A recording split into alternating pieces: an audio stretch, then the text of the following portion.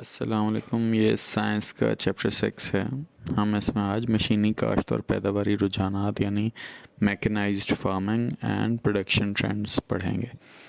कुछ अर्सा कबल तक पाकिस्तान में काश्तकारी मुकम्मल तौर पर इंसानी मेहनत पर इन्हिसार करती थी, मगर चंद दहाइयों से ज़राअत में पैदावारी नुक्ता नज़र पैदा हो चुका है। यानी अब फसलें सिर्फ गुज़र औक़ात के लिए काश्त नहीं की जाती, बल्कि ज़रूरी पैदावार को बेच कर दौलत कमाने का ज़रिया बनती जा रही हैं। ज़्यादा से ज़्यादा पैदावार लेने के लिए मशीनी काश्त या मैकेनाइज्ड फार्मिंग फ़रोग़ पा रही है।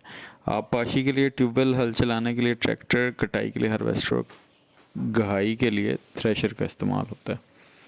ज़रूरी तहकीक के नतीजे में बीमारियों के ख़िलाफ़ क़ुव्वत मुदाफ़अत रखने वाली अक़साम पैदा की गई और काश्त की जा रही हैं। कीमियाई खादों और कीड़े मार अद्वियात का इस्तेमाल भी फ़रोग़ पा चुका है। इन रुझानात की बदौलत फसलों की पैदावार में खातिर खा इजाफ़ा हुआ है, लोगों की मुआशी और समाजी ज़िंदगी में खुशहाली और बेहतरी पैदा हुई है।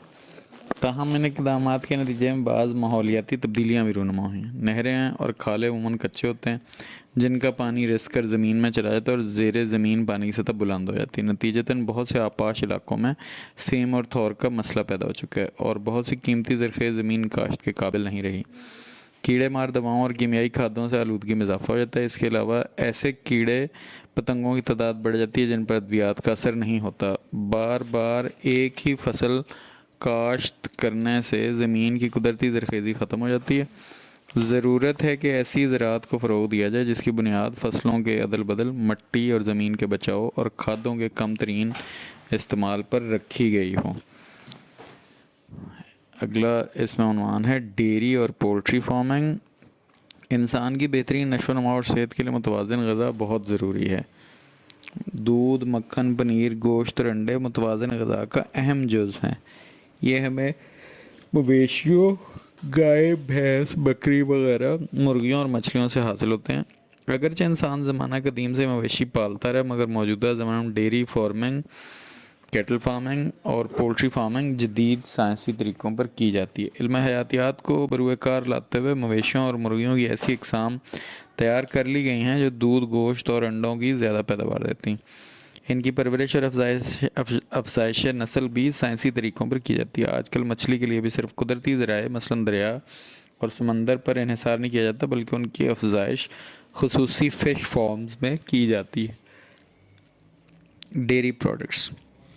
पाकिस्तान में दूध और मक्खन काफ़ी मकदार में पैदा होता है, ताहम इसकी कसीर मकदार को मुनासिब तरीके से प्रोसेस, महफूज और पैक नहीं किया जाता, जिसकी वजह से मुल्की ज़रूरतें आसान तरीके से पूरी नहीं हो रही। दूध कई तरीक़ों से इस्तेमाल किया जाता है। इससे दही, क्रीम, मक्खन, घी और पनीर बनता है। दूध और क्रीम से आइसक्रीम बनती है। इसके अलावा दूध और उसके कई प्रोडक्ट्स कई किस्म की डिशेस बनाने में इस्तेमाल होते हैं। बायोटेक्नोलॉजी की बदौलत दूध की मसनूआत का बेआर बहुत बुलंद हो गया है। Poultry products.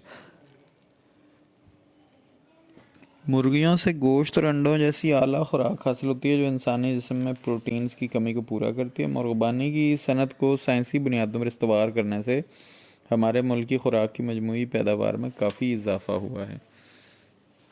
माही परवरी यानी फ़िशरीज़। मछली आला ग़िज़ाइयत से भरपूर खुराक का एक बहुत बड़ा ज़रिया। मछलियाँ नदी नालों, झीलों, दरियाओं और समंदरों में पाई जाती हैं। रहू, थेला और ट्राउट हमारे ताज़ा पानियों में पाई जाने वाली मछलियों में शामिल हैं, जिनका गोश्त लजीज और ग़िज़ाइयत से भरपूर है। जदीद माही परवरी की टेक्निक्स में तरक्की की वजह से मछली की पैदावार में कई गुना इजाफ़ा हुआ है। जंगली हयात और नेशनल पार्क्स। किसी इलाके की तमाम नबातात, खुदरो पौधे और गैर पालतू जानवर जंगली हयात यानी वाइल्ड लाइफ कहलाते हैं।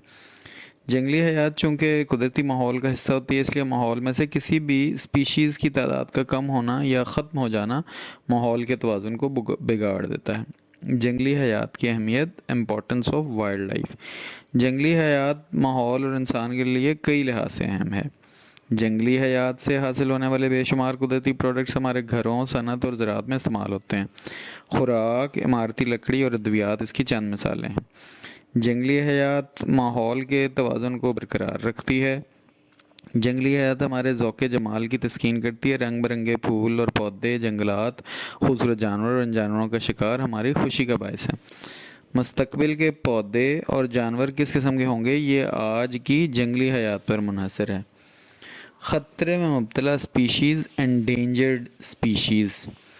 پاکستان میں میملیہ جانوروں کی تقریباً 200، پرندوں کی 600، رینگنے والے جانوروں کی 150 اور مچھلیوں کی 700 اقسام پائی جاتی ہیں۔ انسانی سرگرمیوں کے نتیجے میں آلودگی، ماحول کی ابتری، جنگلی جانوروں کا مساکن کی تباہی اور شکار کا حد سے تجاوز جانداروں کی کئی قسموں کے مقامی طور پر معدوم یعنی ایکسٹنکٹ ہونے کا باعث بن رہا ہے۔ ہم ان جگہوں کو تباہ کر رہے ہیں جہاں جاندار رہتے ہیں اور افزائش نسل کرتے ہیں۔ اس مداخلت کے نتیجے میں بہت سے جانور یا تو نقل مکانی کر گئے ہیں یا مر گئے ہیں، یا ان کی تعداد اتنی کم رہ گئی ہے کہ ان کے ناپید ہو جانے کا خطرہ پیدا ہو گیا ہے۔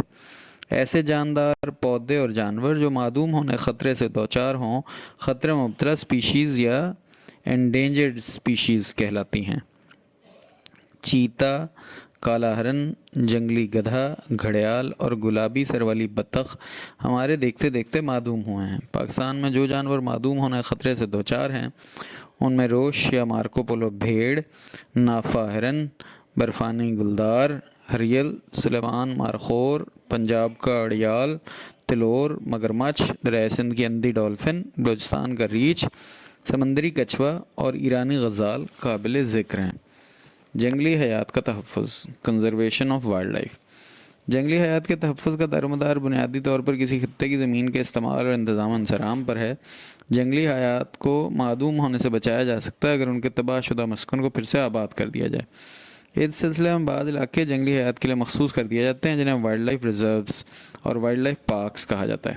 یہ ایسے علاقے ہوتے ہیں جہاں جانداروں کو ان کا قدرتی ماحول فراہم کیا جاتا ہے اور انسانی مداخلت ممنوع قرار دی جاتی ہے۔ جنگلی حیات کے تحفظ کے لیے جنگلی جانوروں کے شکار پر پابندی لگانا یا ان کے شکار اور تجارت کو محدود کرنا بھی ضروری ہے۔